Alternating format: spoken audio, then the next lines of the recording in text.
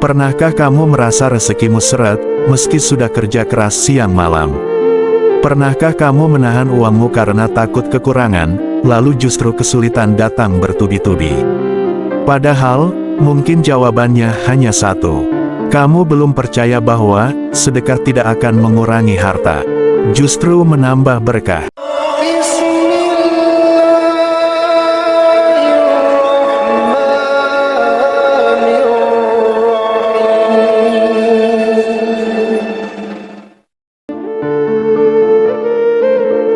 Assalamualaikum warahmatullahi wabarakatuh. Saudaraku yang dirahmati Allah, ada satu amalan sederhana, tapi pahalanya luar biasa. Ada satu kebaikan yang kecil di mata manusia, tapi besar di sisi Allah.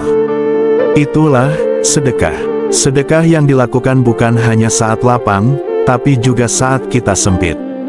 Saudaraku, mungkin kita pernah berpikir, kalau saya sedekah 10.000, ya artinya uang saya berkurang 10.000. Tapi Rasulullah bersabda dalam hadits riwayat Muslim, harta tidak akan berkurang karena sedekah.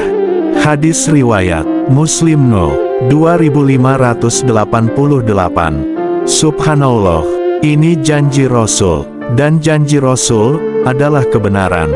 Coba kita renungkan, apakah Allah akan menyia-nyiakan kebaikanmu? Apakah Allah akan membiarkan hambanya kehilangan karena memberi? Tidak, justru Allah akan gantikan sedekahmu dengan berkah yang lebih luas. Saudaraku, sedekah di waktu lapang itu sangat dianjurkan. Karena itu tanda syukur, saat gajimu naik, bagi rezekimu. Saat panen melimpah, sisihkan untuk duafa. Itulah cara bersyukur dengan amal, bukan hanya kata. Allah berfirman dalam Al-Quran, jika kamu menolong agama Allah, niscaya Allah akan menolongmu. Quran Surat Muhammad 7. Menolong sesama lewat sedekah, adalah bagian dari menolong agama Allah. Tapi saudaraku, lebih dahsyat lagi, adalah sedekah saat sempit. Bukan ketika punya lebih, tapi ketika uang hanya tinggal sedikit, tapi kita masih percaya. Rezeki itu milik Allah. Aku beri, Allah pasti ganti. Allah memuji orang-orang yang seperti ini.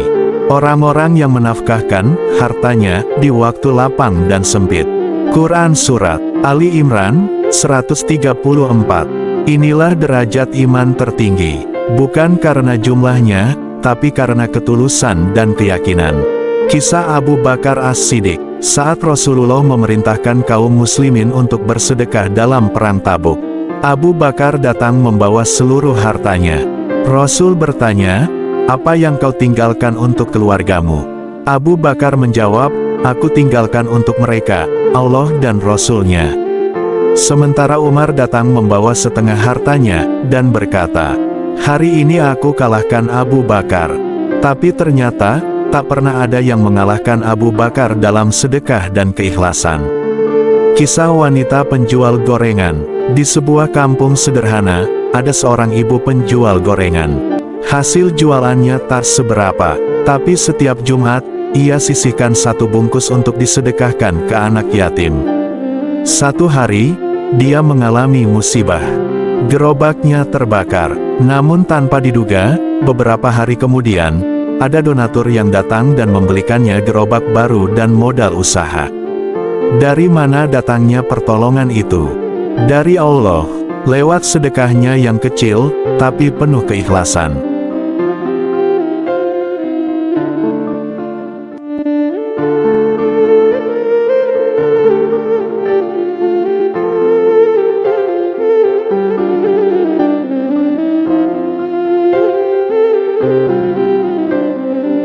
Saudaraku, balasan Allah atas sedekah tak selalu berupa uang.